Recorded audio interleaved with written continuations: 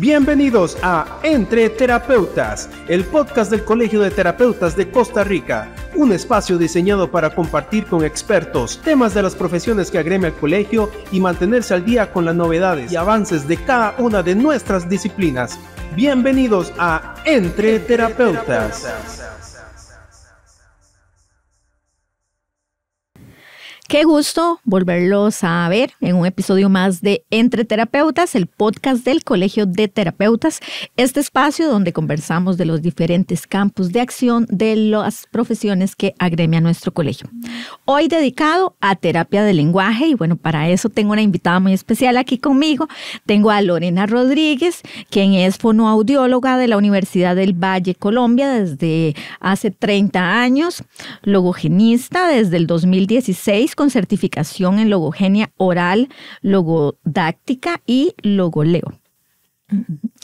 Trabaja también para el MEP, ¿verdad? Como terapeuta de lenguaje y también atiende consulta privada y además es representante de la Fundación Dime Colombia en Costa Rica, quien es la entidad que se formó como logogenista y quien brinda los diplomados virtuales. Qué gusto que nos vuelva a acompañar por aquí, doña Lorena. Muchas gracias por la invitación. Hoy el tema es logogenia. Logogenia. Hay muchos que no sabemos qué es eso, ¿verdad? Entonces, la idea es explicarles a todos. Entonces, quisiera comenzar que tal vez pudiéramos explicar brevemente qué es la logogenia y cuál fue su principal objetivo en un inicio, ¿verdad? En esto de la terapia del lenguaje. Bueno, a ver, la logogenia no se creó precisamente como un plan o como un programa terapéutico en terapia del lenguaje. Se creó como una metodología para trabajar con personas sordas, porque, a ver, como en los 90s más o menos, en México se le pidió a una lingüista italiana llamada Bruna Radelli que por qué no estudiaba, ¿verdad?, la lengua, el lenguaje, la comunicación, el habla de las personas sordas, porque veían que tenían muchísimas dificultades, ¿verdad?, a nivel escolar, a nivel de comunicación, en fin. Entonces ella, bueno, empezó a hacer su estudio además y a raíz de eso creó la logogenia.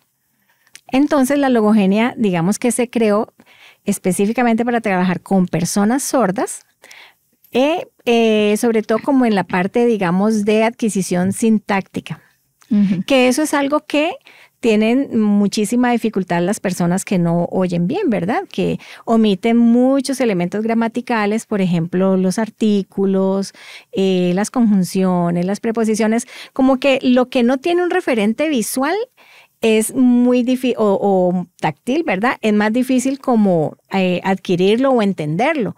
Entonces, a ver, si pensamos en la lengua de señas, por ejemplo, en Lesco, la Lesco, digamos, uno no dice todo lo que diría verbalmente, sino que uno lo comprime en 3 o 4 señas, ¿verdad? Entonces, a la hora de transcribir eso o de pasarlo, por ejemplo, a nivel escrito, pues si yo lo paso textual a como yo lo digo en señas, va a ser una gramática muy diferente, ¿verdad?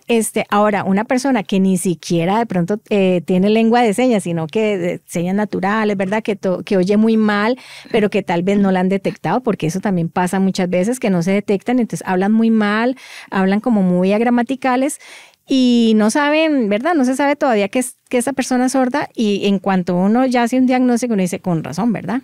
Le faltaban como tantos elementos en su discurso. Bueno, ya nos contó un poquitito, ¿verdad? Cómo es que surge precisamente esta metodología. ¿Por qué se diferencia tanto de otros enfoques tradicionales en el abordaje de la terapia del lenguaje? Bueno, porque esta metodología está muy enfocada sobre todo en la competencia lingüística, ¿verdad? A ver, la persona que tiene sordera o que tiene una hipoacusia, ¿verdad? Que aunque se oye un poquitito, pero que no oye muy bien, se puede comunicar de cualquier forma, ¿verdad? Ya sea con lengua natural, señas naturales, con lengua de señas, haciendo dibujitos, como quiera, ¿verdad? Pero la lengua, digamos, no va a tener esa... todo el gramaje, digamos, todos los elementos funcionales que necesitamos para que cuando yo hable o escriba, me entiendan. O cuando yo lea algo, lo entienda, ¿verdad? Entonces, digamos, la terapia del lenguaje, pues, a ver, es que son no son islas, son puntos diferentes que todos tienen que ver con el abordaje de la persona sorda. Son complementarios. Entonces, yo puedo trabajar terapia auditiva, por ejemplo, a nivel verbal, ¿verdad? Estimulación auditiva verbal, y lo voy a trabajar hablando, ¿verdad? Por ejemplo, una persona que se implanta, yo le trabajo terapia auditiva verbal, ¿verdad? Para que escuche los sonidos, los discrimine, ¿verdad? Y pueda hablar, digamos, pues que verbalmente, oralmente, comunicarse oralmente. Pero la parte, digamos, del aprendizaje se aborda, por ejemplo, con servicios de apoyo, ¿verdad? A nivel, digamos, de habla como tal, yo puedo trabajar la parte articulatoria, ¿verdad? No necesariamente, o sea, sí tiene que ver con la parte de terapia auditiva, ¿verdad? Obviamente eso se va a ver reflejado en el habla, pero yo podría trabajar articulación como tal, de pronto que le falte algún fonema que, digamos, que no pronuncia la R, por ejemplo. Entonces yo puedo trabajarle esa parte específicamente. Con la logogenia es el complemento. Le estoy trabajando la parte sintáctica, pero aquí es lo importante, que es a través de la lectoescritura, ¿verdad? La terapia auditiva verbal lo trabaja a nivel auditivo, pero la logogenia lo trabaja a nivel de la lectoescritura.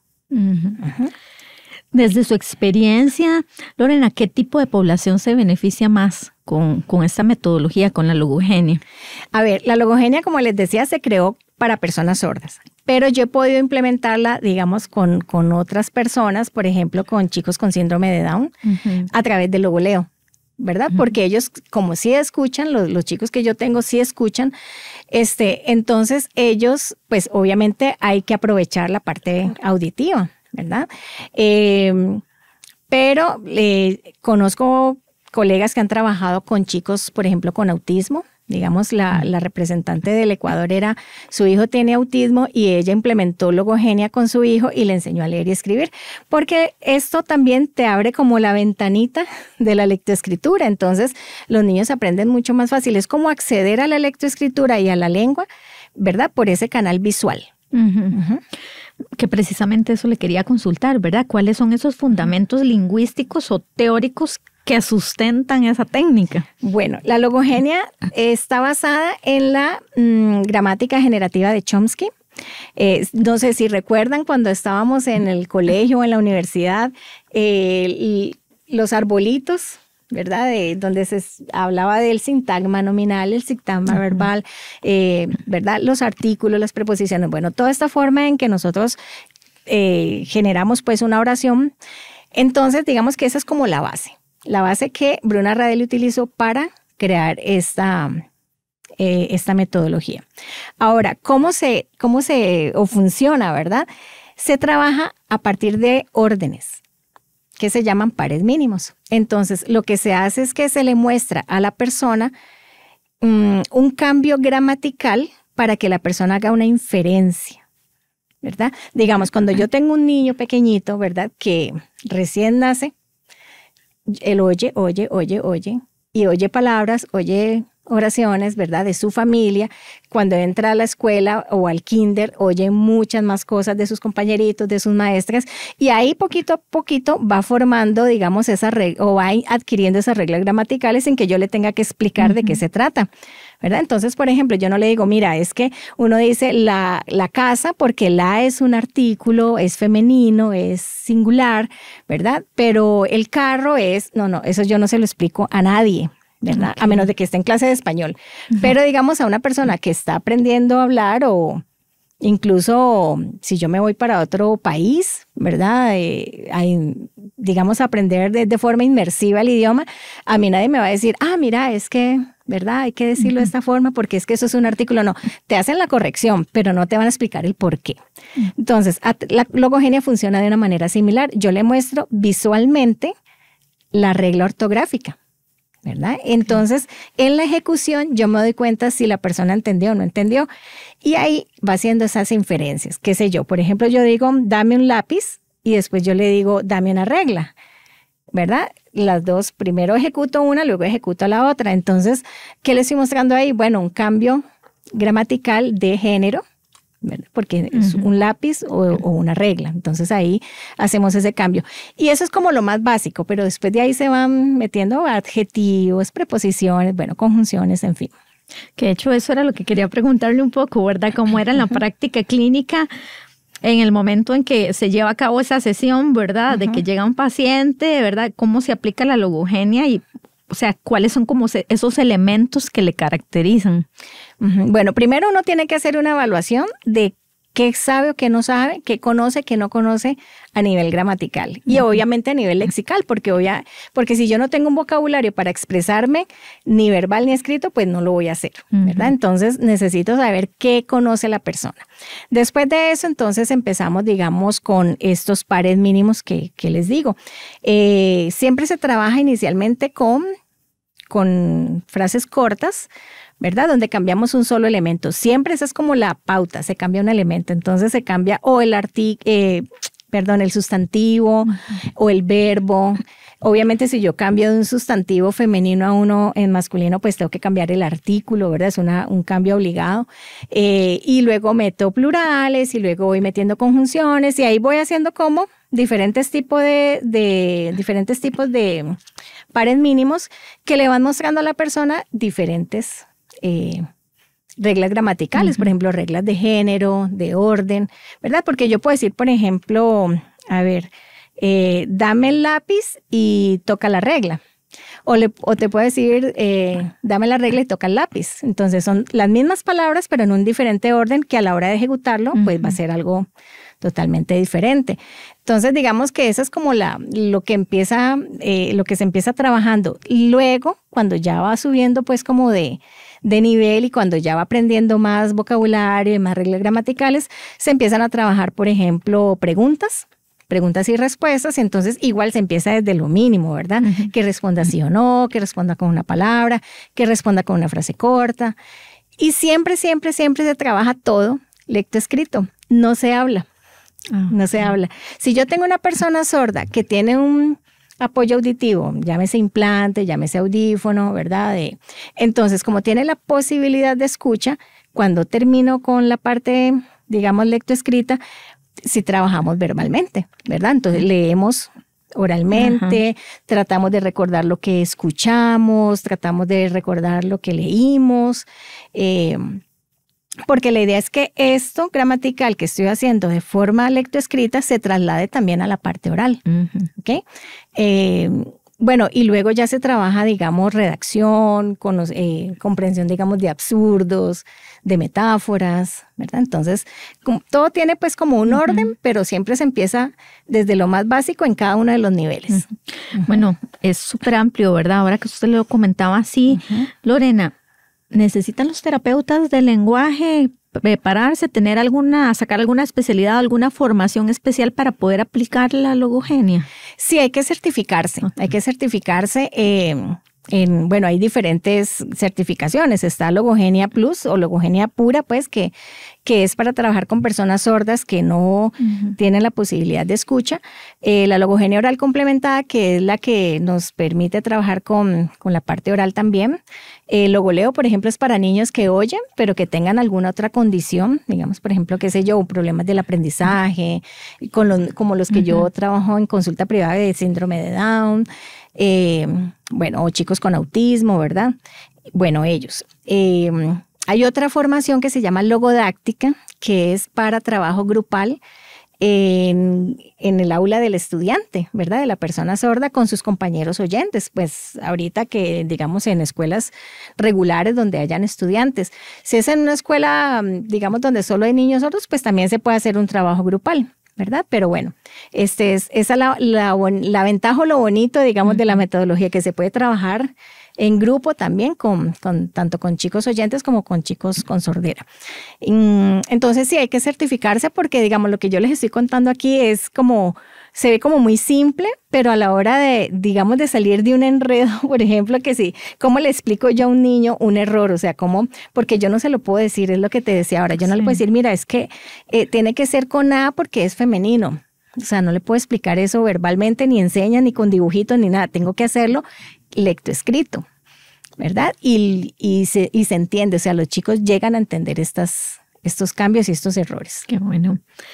¿Cuáles son los principales desafíos que se presentan al implementar la logogenia? Sobre todo hablemos aquí en el caso de Costa Rica. Bueno, yo creo que no solo en Costa Rica, en todas partes. Bueno, número uno, hay como varios mitos alrededor de la logogenia. Por ejemplo, que si llevo logogenia no tengo que hacer terapia de lenguaje o no tengo que aprender, digamos, en la clase de español, porque la logogenia no reemplaza la clase de español. La logogenia es una terapia complementaria o un trabajo complementario a la terapia, como les decía, de pronto de articulación o de pronto del servicio de apoyo, digamos, de adecuación curricular, ¿verdad? A la docente guía, a la clase de español, o sea, no, una cosa no quita la otra. Ahora, el hecho de que se trabaja en silencio no significa que la persona no pueda expresarse ya sea oralmente o en señas. Si necesita expresar algo, lo puede hacer durante la sesión y no pasa nada, ¿verdad? Lo que pasa es que lo que yo le estoy explicando no lo voy a explicar de manera verbal, ¿verdad? Y el niño me puede preguntar, pero ¿y entonces? Y yo le digo, y entonces lo hago escrito, ¿verdad? Aunque él me pregunte verbalmente. Los papás creen que si trabajan con la logogenia, los chicos van a dejar o de hacer señas o van a dejar de hablar, ¿verdad? Entonces, realmente no, porque esto es, como les digo, un complemento a cualquier modalidad o a cualquier posibilidad de, digamos, de comunicación de la persona, y más bien es como un apoyo para digamos, la parte académica. ¿Okay? Bueno, y yo creo que el mayor reto es que la conozcan, porque en Costa Rica somos alrededor de 30 logogenistas. En diferentes lugares del país, sí, ya somos bastantes, o sea, en Cartago y en Limón y en Alajuela.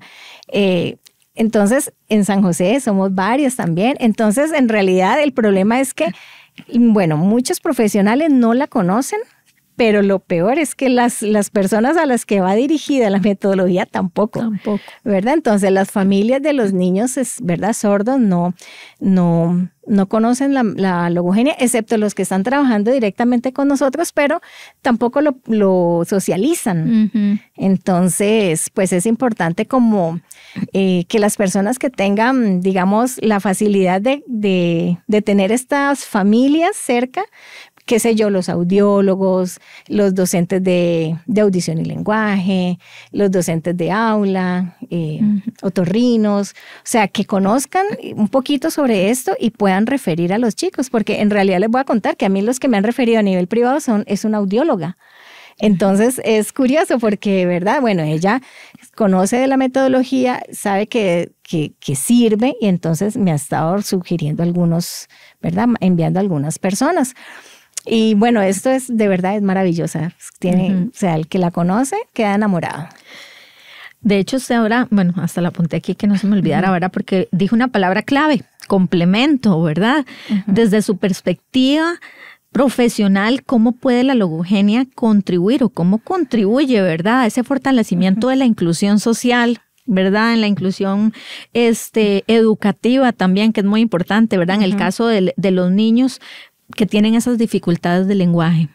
Bueno, justamente hay un estudio, digamos, de la Universidad de Antioquia, del Departamento de Neurociencias, con la Fundación Dime Colombia, en niños de 5 a 8 años. ¿Verdad? En la parte comunicativa, porque como les decía anteriormente, yo me puedo comunicar como sea, con señas, con dibujitos, verbalmente, escribiendo, o sea, de muchas maneras, pero eso no significa que yo tenga competencia lingüística. Yo puedo tener una competencia comunicativa, donde yo me puedo comunicar con el que sea. Es más, les voy a contar una anécdota. Ahorita, hace poco estuve de paseo en Estados Unidos y yo no hablo inglés, ¿verdad? Yo lo escucho, lo entiendo, lo leo, lo entiendo, pero no me animo a hablar inglés. Y estábamos en un estadio y tenía que ir al baño. Y el baño estaba cerrado, el baño de mujeres. Entonces yo estaba con mi mamá y había un guarda. Y entonces yo le hice que el baño estaba cerrado. Y entonces él dijo, oh, esta persona es sorda, ¿verdad? Y entonces me hizo señas, intentó así comunicarse con señas. Y mi mamá me habla y yo le decía, no me hable.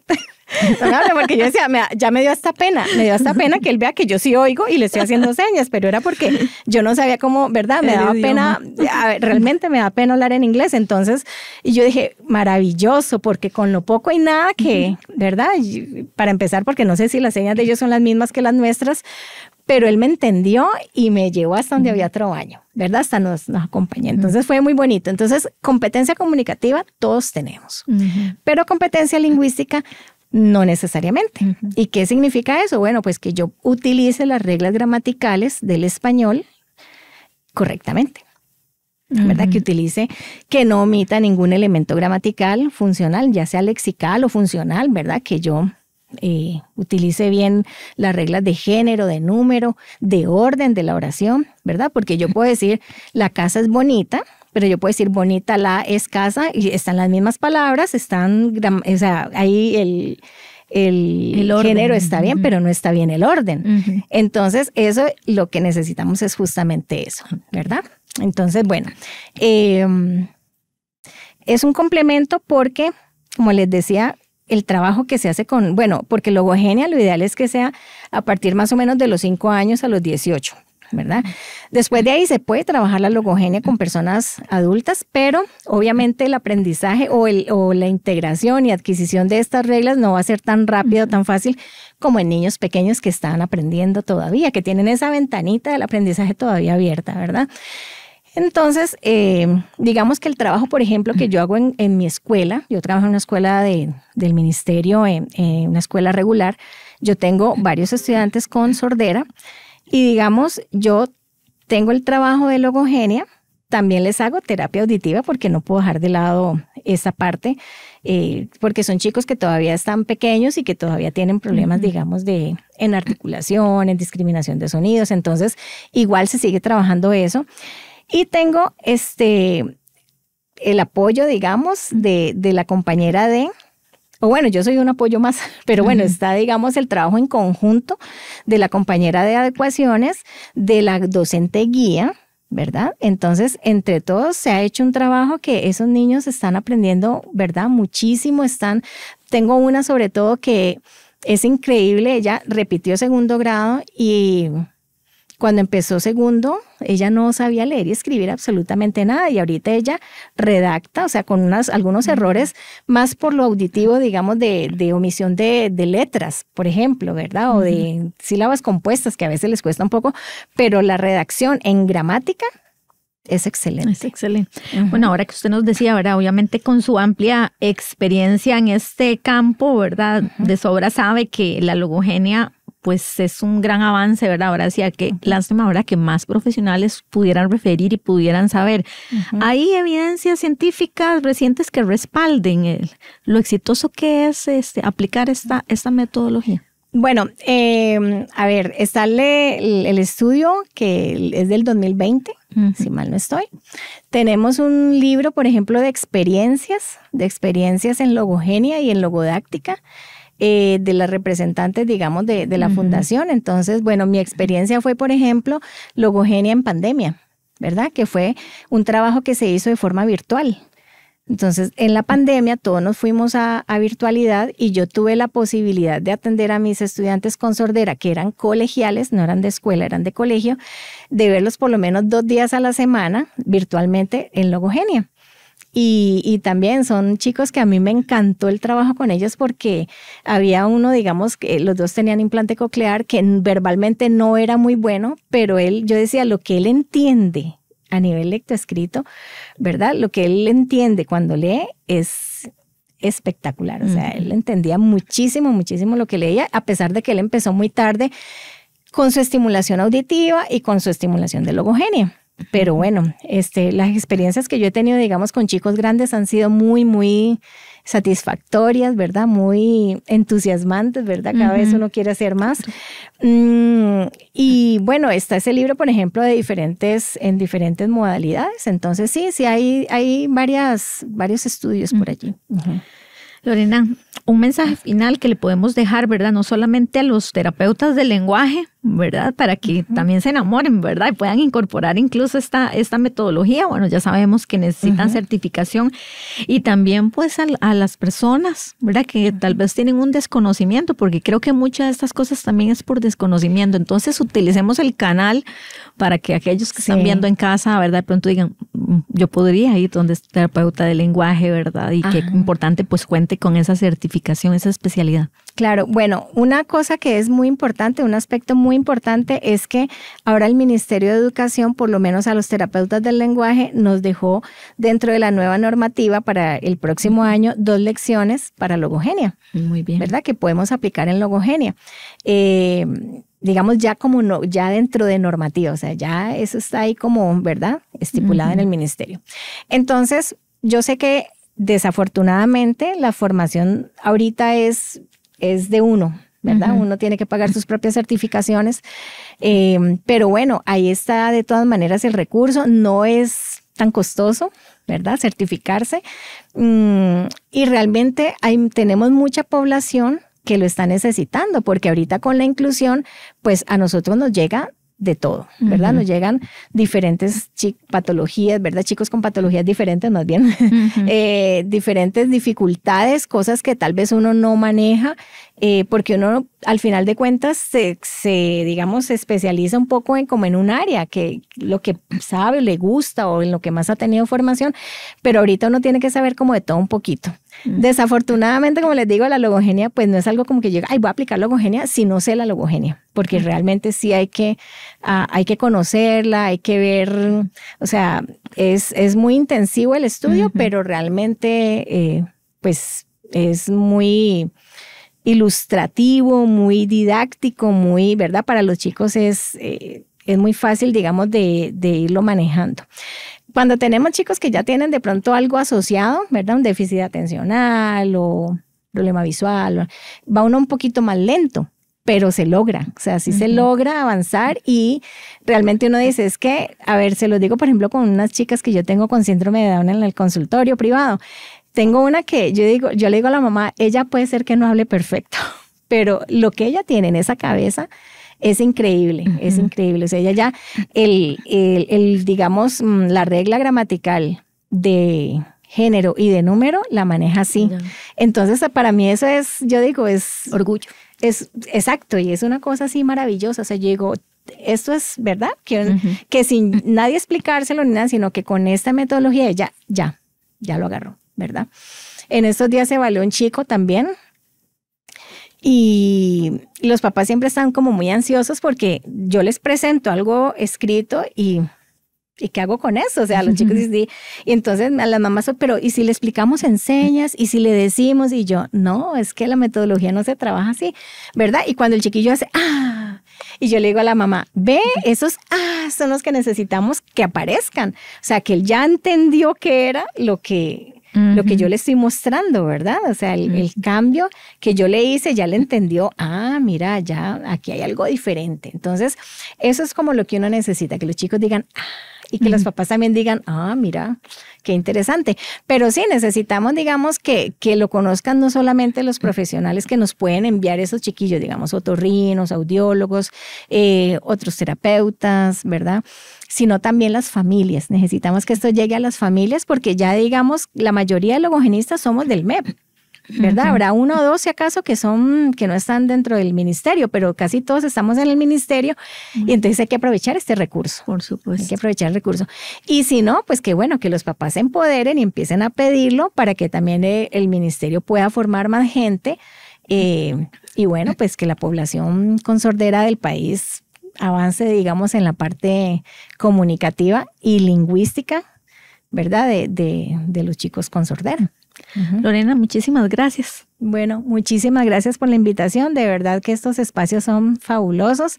En estos días vi un podcast que se lo reposté a mis estudiantes, ¿verdad? Porque yo decía, esto le sirve a mis papás. Entonces, de verdad que yo espero que que me tocó a mí, también puedan hacer lo mismo, ¿verdad? Pasarlo a las personas que lo van a poder aprovechar.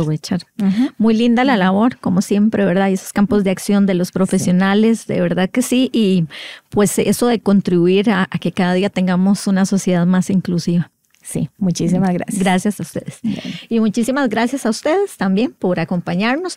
Recuerde compartir esta información para que sea de mucha utilidad para cualquier otra persona que lo necesite. Recuerde seguirnos también a través de nuestras redes sociales, a través de Instagram y Facebook. Y gracias por escucharnos y por vernos a través del canal de YouTube y Spotify. Hasta la próxima. Esto fue Entre Terapeutas, el podcast del Colegio de Terapeutas de Costa Rica. Hasta la próxima, con otro espacio más para crecer juntos en conocimiento y actualización. Entre Terapeutas.